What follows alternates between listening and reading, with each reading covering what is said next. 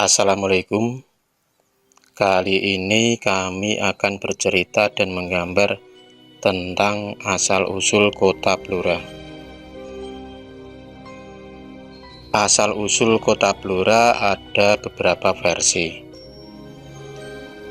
Versi yang pertama, kota Blora berasal dari kata belor.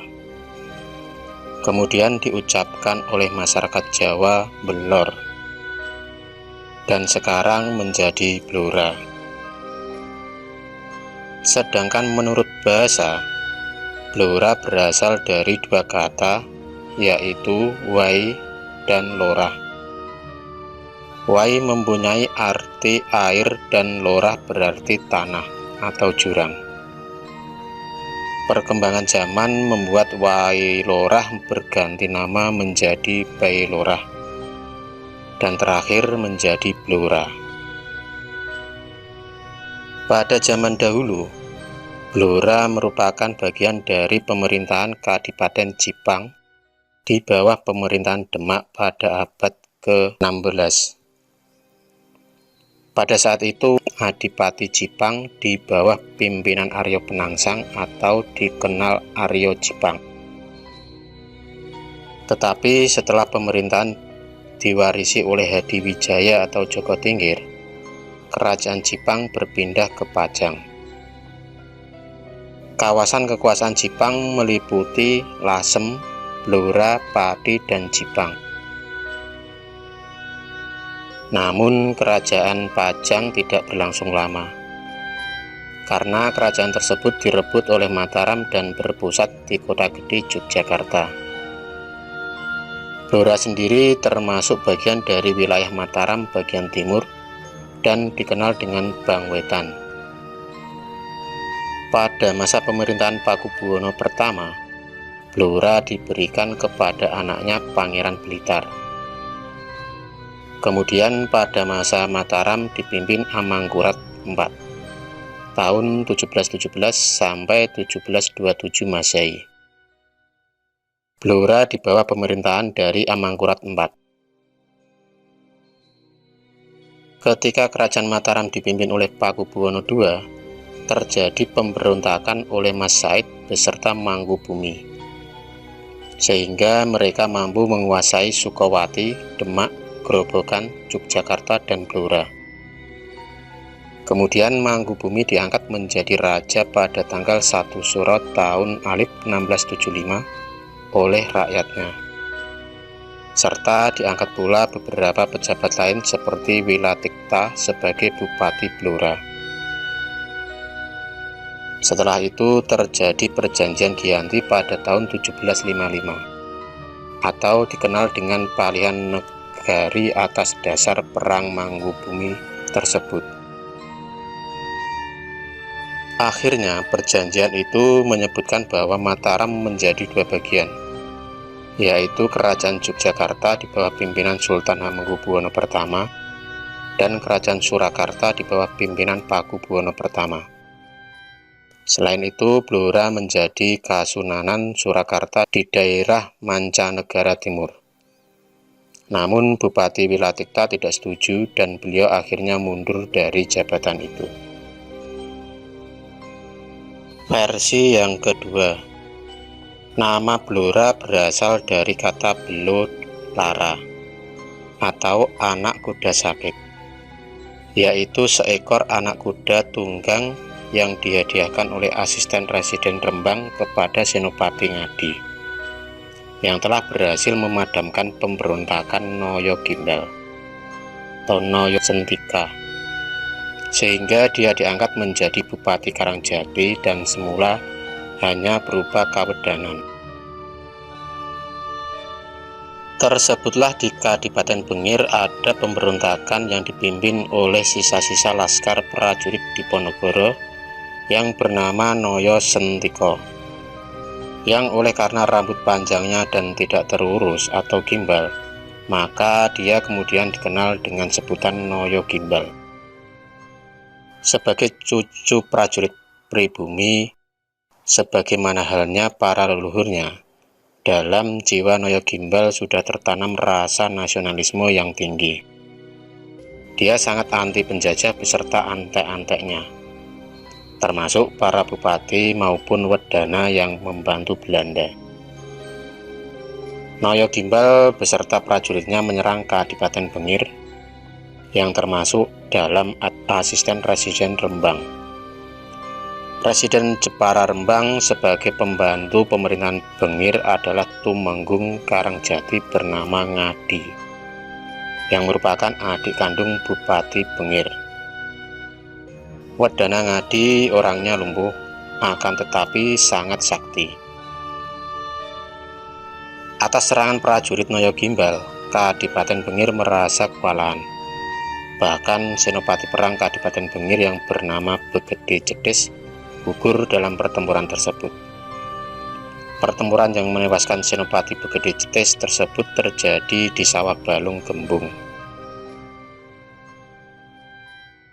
Oleh para pengikutnya, jenazah Begede Jedes dimakamkan di Desa Jedes. Untuk memadamkan pemberontakan tersebut, akhirnya Bupati Bengir mendapat petunjuk gaib bahwa yang dapat mengalahkan Noyo Gimbal adalah adiknya sendiri, yaitu bernama Ngadi. Oleh karena itu, Bupati Bangir lalu memberitahukan hal itu kepada adiknya. Ngadi pun lalu maju ke medan perang dengan cara ditandu. Wedana Ngadi mempunyai pusaka ampuh berupa tombak dapur godong andong. Dengan pengaruh kewibawaan pusakanya tersebut, akhirnya dia berhasil menghalau dan mengalahkan prajurit Noyo Gimbal. Wedana Ngadi mendapat petunjuk gaib untuk menguburkan jenazah senopati sebelumnya, yaitu Begede Jedes di sebelah utara Jedes, di tempat yang tanahnya tinggi. Oleh karena makamnya berada di tanah yang tinggi, akhirnya Begede Jedes juga mendapatkan sebutan Sunan Pojok. Adapun Wedana Ngadi, oleh karena telah berjasa berhasil memadamkan pemberontakan Noyo Gimbal, atas izin asisten Residen Rembang, dia mendapatkan hadiah separuh wilayah Kadipaten Bengir, Sigar Semongko, dibagi dua sama rata. Bagian selatan, dan sekaligus dia diangkat menjadi bupati. Pada saat pelantikannya sebagai bupati, Ngadi ingin memberi nama kabupatennya, namun belum juga mendapatkan ide. Pada waktu pelantikan tersebut, dari asisten Residen Rembang, dia mendapatkan hadiah berupa seekor kuda tunggang. Yang masih muda tersebut jatuh sakit. Oleh karena itu, Ngadi lalu memberi nama wilayah kabupatennya dengan nama Blora, yang merupakan dari kata belo, lara. Pemerintahan Bupati Ngadi sangat baik. Rakyat merasa nyaman dan tentram. Singkat cerita, Bupati Ngadi akhirnya meninggal dalam usia lanjut. Sebelum mangkat, beliau berpesan agar jika kelak meninggal agar dimakamkan di daerah utara, berbatasan dengan Kabupaten Bengir. Masyarakat Blora menyebut makam Bupati Ngadi dengan sebutan Ngadi Purwo. Berasal dari kata Ngadi, yaitu nama bupati yang dimakamkan, dan kata Purwo yang berarti pemula. Sebutan tersebut dimaksudkan untuk mengenang Bupati Ngadi sebagai pemula berdirinya Kabupaten Blora. Blora sebagai kabupaten. Sejak zaman Pajang sampai dengan zaman Mataram, Kabupaten Blora merupakan daerah penting bagi pemerintah pusat kerajaan. Hal ini karena Blora terkenal dengan hutan jatinya. Blora mulai berubah statusnya dari Apanek menjadi daerah kabupaten pada hari Kamis Kliwon, tanggal 2 Suro tahun 1675, atau tanggal 11 Desember 1749 Masehi, yang sampai sekarang dikenal dengan Hari Jadi Kabupaten Blora. Perjuangan rakyat Blora menentang penjajahan.